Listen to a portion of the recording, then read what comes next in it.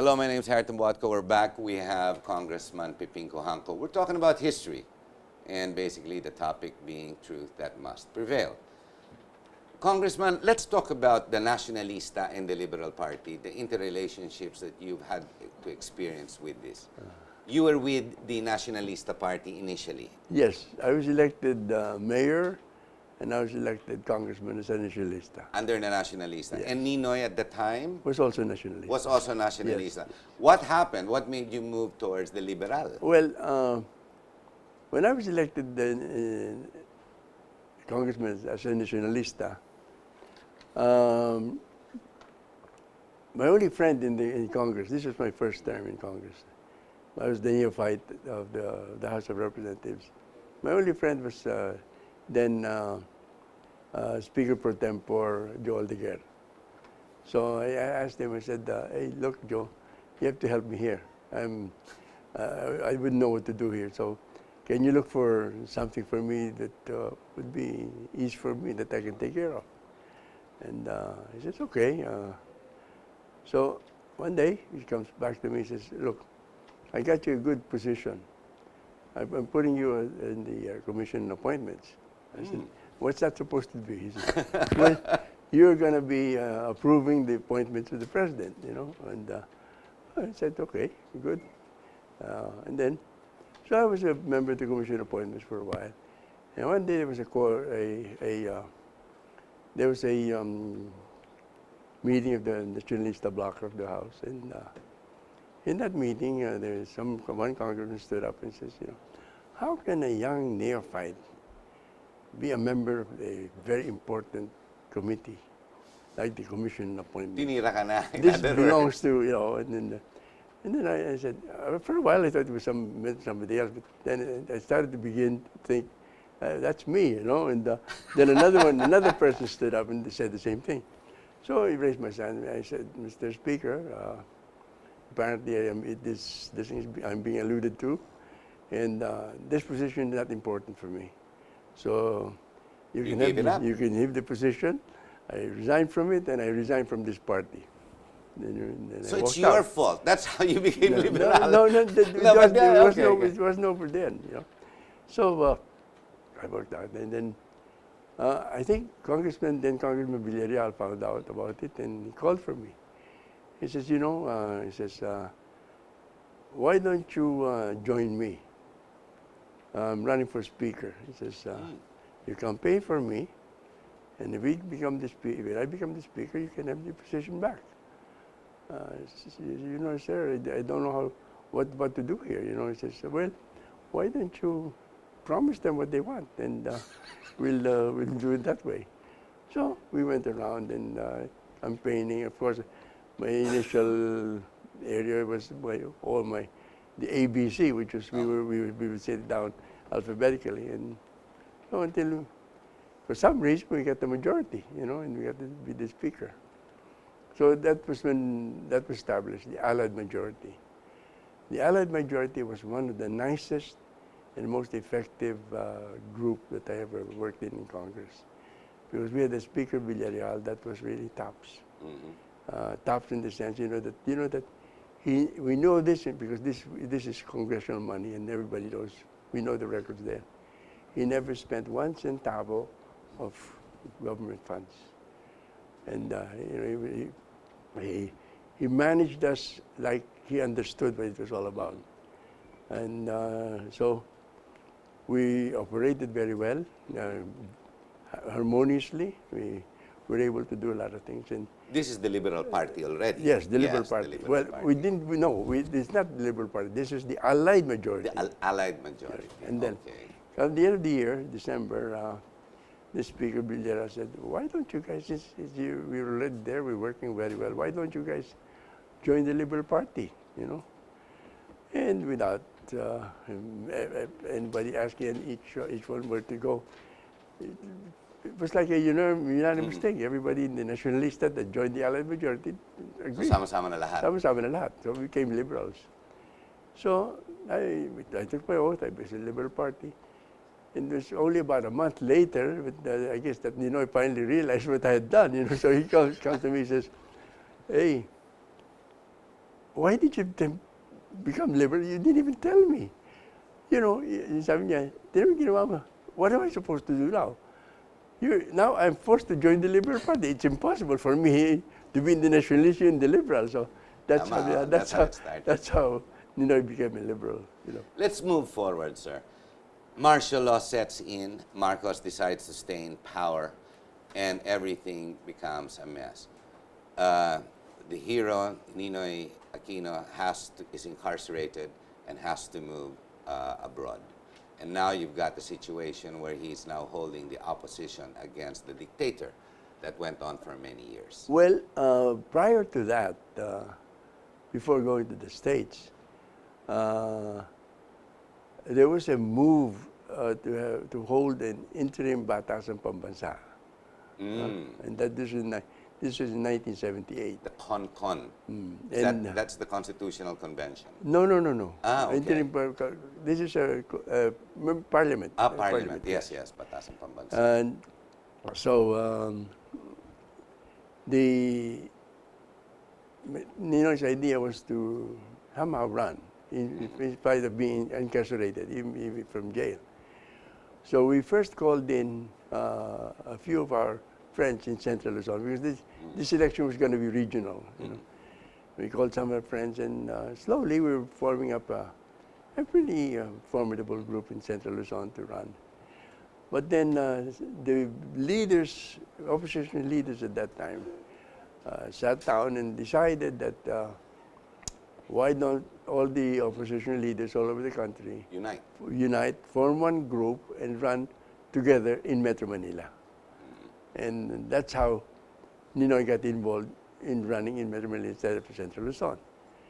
So when that was formed, Ninoy called me in Bonifacio in jail. Says, "Hey, look, I'm not very well known here in Metro Manila, and we have the liberals are in boycott, so you have to step up. You have to organize the campaign for me."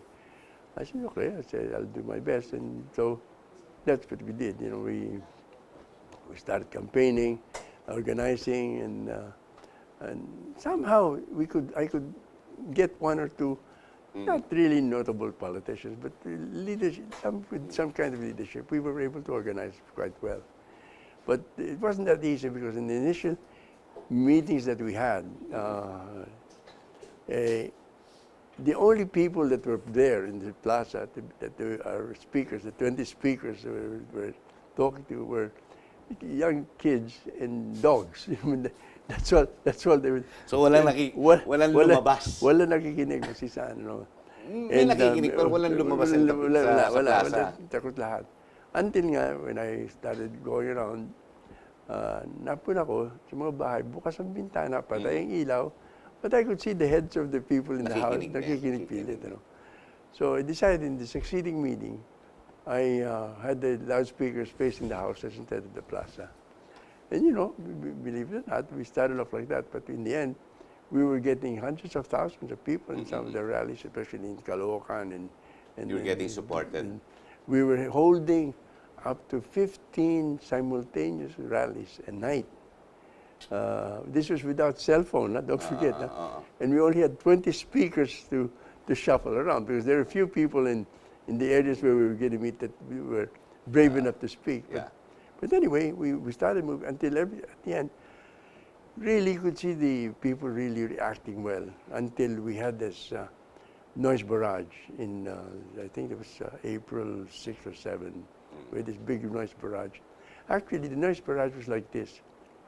I received this letter, you know, asking people to do this and to do that.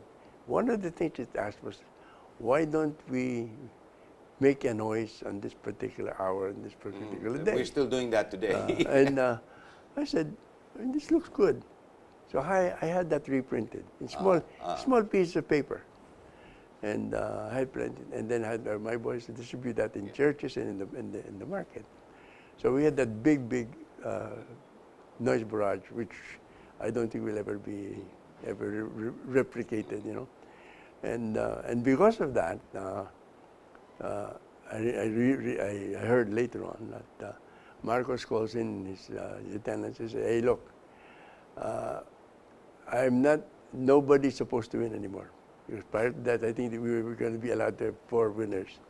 So everybody goes 0, you know, and the whole 21-0, it's going to be 21-0. So the result was 21-0. So, and the results came, I went to Ninoy and said, sorry Brad, we did our best, you know, but Siyempre. sabi naman niya sa akin, what are you sorry about? We're successful. What do you mean successful? That was my only intention. You know, we woke up the people. He said that is important. We woke up the people. It was a calibrated Yeah, move, so to speak. yeah, and so this is what I mean about the people then thinking there was no chance of winning, but still went ahead. You know, unlike our good friends, the Liberal Party, they went on boycott. Yeah, why did they do that when you already had a strategy in one way and they went another way? Well, their what claim pushed- was, their reason was, we don't want to join an election that's a farce. There's going to be cheating. You know, that's their reason. But Would you call that the first betrayal of the Liberal Party towards... well, it's not, at that time, I just gave it the benefit of the doubt, you know, whatever they wanted to do. But you know, that was their decision, and at that time I was not looking at any you weren't trying to read more into what was going on. nationwide politics. But Ninoy did not like the idea na gano'n nangyari sa liberal. O pinabayaan niya lang? Pinabayaan lang. Pinabayaan lang. And then of course, after that, Ninoy had a heart problem. Yes. He So had to leave the country. He had to leave the country, and he was allowed by The president. which was one of the things that at least Cory was grateful for anyway. So we went to the States. I was with them, and the only one member of the family. Yeah. I didn't know you were with them. In Boston, di ba? In Dallas. Dallas muna. That's where she had this operation. And then from then they stayed in Boston. And, at one time when I visited in Boston, it just so happened Jerry Rojas, who was then the president of the Liberal Party, died. And he said, let's go to New York and pay our respects and magkailangan tayo. So, okay. So we went to New York and went there. And going there and coming back, Ninoy told me, he says, tira mo nga kung pwede mo lakarin for me to become president of the Liberal Party to place Jerry. Total, wala naman natin may interest eh. And I'm supposed to be the leader of the opposition in the United States. But when I'm introduced as the Secretary General of They don't understand the they meaning. don't understand what Secretary General means. Tama naman siya. Yeah. So I said, okay, I'll try when I get. So when I got back to the Philippines, I called up some of my friends, like Monching Mitra, Tony Cuenco, and Sago. These were all the younger liberals that were close to me. And so after campaigning just a week or so, nobody was going to oppose Ninoy. So no problem? No problem. That Ninoy would be running unopposed. So, come election day, we were there and ready to have Ninoy elected. And somebody stands up and says, can we postpone the elections of the president? He says in deference that Jerry Rojas just died, and probably pasin natin ng konti ang panahon. So, we agreed to tell, unopposed naman siya. Nobody's going to oppose him. So they elected the other officials, like, for example, Joe Salonga was elected executive vice president, and so many other officers. Except the president for the Liberal Except Party. except the Liberal Party. Pwede pala yan, yung pinakamataas sa pinuno, yun ang hindi nila. Anyway, I let several months pass, and then I called up. I said, look, why don't we call them? Can't we call the meeting again so we can elect Ninoy? Oh, yeah, sure. Some of our friends, our members left the country, and when they come back, we'll call.